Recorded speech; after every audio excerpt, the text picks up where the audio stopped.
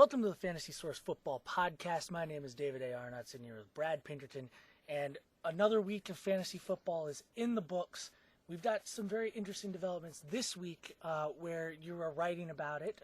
A bunch of running backs, top running backs, are going to be going on bye, and so fantasy managers have been looking for guys that they might need to replace them. If you don't already have somebody as a backup, who might you be looking at picking up this week in order to replace, say, Chris Johnson, who's going on bye this weekend? Yeah, there's going to be a lot of big holes to fill this week, but the good news is that a couple of running backs really broke out last week and established themselves as replacement options.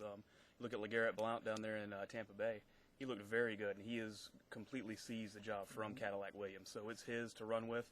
And he's got a pretty good matchup coming up this week, and he's worth plugging in there as a flex or maybe even an RB2. Now, I'm one of those guys that drafted Cadillac Williams hoping he'd hold on to the job just long enough in order to get to that bye week, that late bye week with Chris Johnson.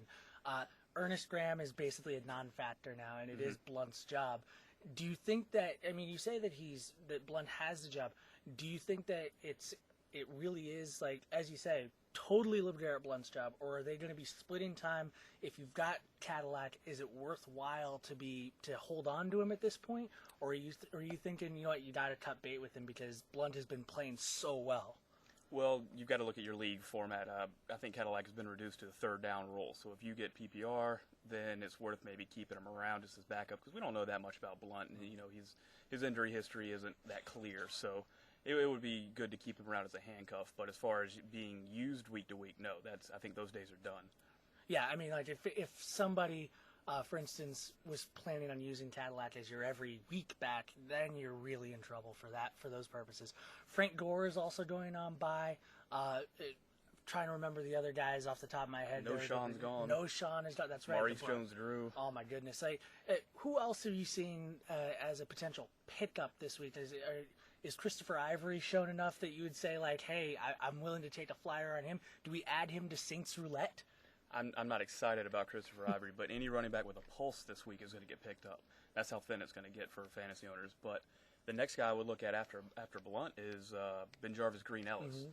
He's getting some name recognition now. People have undervalued him in New England because they're such a pass-oriented offense, but when they're only picking up 3-4 yards per pass, they're going to have to run the ball too a little bit, and he's fitting right in. And he proved last week that he's more than just a goal line back. One of the things I love about BenJarvus is that he's really boring, but he's good. I mean, he's totally acceptable as a starting running back, as a bye week replacement, and it's okay to be boring in fantasy because points are still points. If you get 10 points from BenJarvus, you don't have to give those back just because he got them on 4-yard run after 4-yard run. It's hard to argue with 6 touchdowns in the last 5 games. That too, on top of it. I mean, that Bill Belichick will get the most talent that he can possibly get out of the guys that he has. Looking forward, we've talked in the past about sneaky pickups, meaning a week or two in advance of when you really need a guy. Next week, not this upcoming week, the next week, 3 top-tier quarterbacks are going to be out. So if you have Rivers, Rodgers, Breeze, you should probably start at least thinking about who you're going to have as your backup if you don't have somebody already. Among the guys that are on the waiver wire right now, who do you think, off the top of your head, would you say is the most intriguing person out there? Well, I think a guy you have to go back to now is David Garrard after last week's performance. He's got a bye coming up this week, so it's possible that a lot of owners will pass him up or just drop him altogether, not get anything out of him this week. But he's got a matchup against the Houston Texans in Week 10, which could be perfect for someone looking to replace Rodgers and Breeze and Rivers. Yeah, I mean, he's probably also going to be on the waiver wire in a lot of leagues because of that concussion issue that kept him out of a game. Any other quarterbacks you've seen there? I mean, I saw before the season, I talked a lot about how Alex Smith had a prime matchup coming up, whereas I would say that was going to be up against the Rams, whereas I would say now Sam Bradford might actually be the play there because he's not likely starting for any team. Do you think that the Niners defense is something now, like before the season they were kind of a sleeper for everybody to be taking advantage of?